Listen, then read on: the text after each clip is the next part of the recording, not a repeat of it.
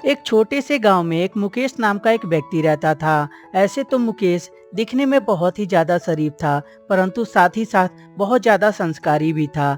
मुकेश की पत्नी का नाम मंजू था। मंजू दिखने में जितना खूबसूरत थी, उतना ही ज्यादा खड़ूस भी थी। एक दिन मंजू अपने पति से जाकर बोलती है, ओ जी, आप क्यों नहीं काम धंधा करते हैं? आप दिन रात घर पे क्यों पड़े रहते हैं? आपके पास नहीं कोई काम धंधा है तो बोलिए, मैं अपने भाई से बोल के आपके लिए कोई काम लगवा दूंगी।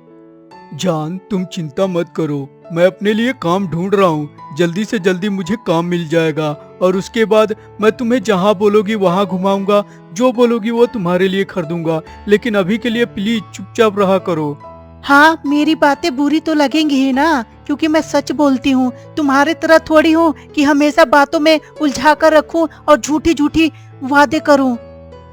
अपने पत्नी के ताना सुनने के बाद वो घर से निकल जाता है और एक ऑफिस में जाता है। ऑफिस में एक मैडम बहुत ही खूबसूरत रहती हैं और तभी मैडम से जाकर बोलता है, मैडम जी, हमने सुना है कि आपके पास वैकेंसी निकला हुआ है। आप लोगों की भर्ती ले रही हैं, तो क्या मैम मुझे भी जॉब मिल सकता है?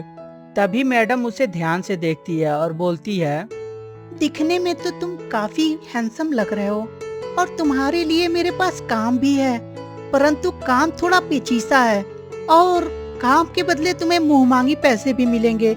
लेकिन तुम्हें काम जो है वो मेरे पास 3 घंटे के लिए करना होगा।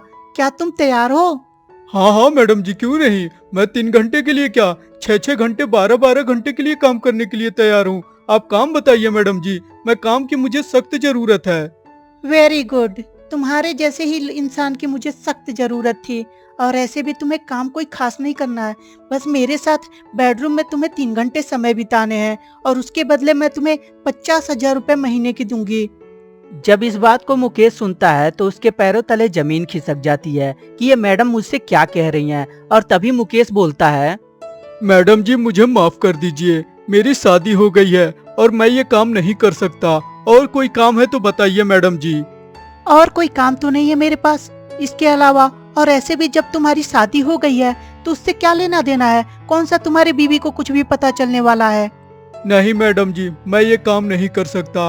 और रही बात मेरी बीबी की, तो मेरी बीबी एक नंबर की खड़ूस है। उसे पता चल गया तो वो मुझे जान से मार देगी।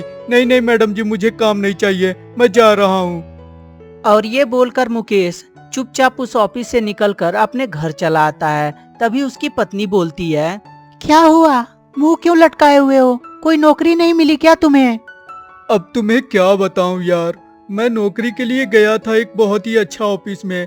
वहाँ मुझे 50,000 रुपए मिल भी रहे थे, परंतु काम जो था वो मैडम के साथ सोना था बेडरूम में। इसीलिए मैं उस नौकरी को ठुकरा कर तुम्हारे पास चला आया। जब इस बात को मुकेश की पत्नी सुनती है तो बोलती है, मुझे माफ कर दो मुकेश, मैं तुम्हें कितना गलत समझती थी। मैं तुम्हें हमेशा ताना मारती थी, लेकिन मैं नहीं जानती थी कि तुम मुझसे कितना प्यार करते हो। मेरे लिए तुम 50,000 की नौकरी तक ठुकरा दिए हो। प्लीज मुकेश, मुझे माफ कर देना और आज के बाद मैं तुम्हें कभी ताना नहीं मारूंगी। आखिर में मुकेश की पत्नी को समझ में आ ही गया कि ये दुनिया कितनी बड़ी बेमतलबी है और मुकेश के साथ प्यार से रहने लगती है।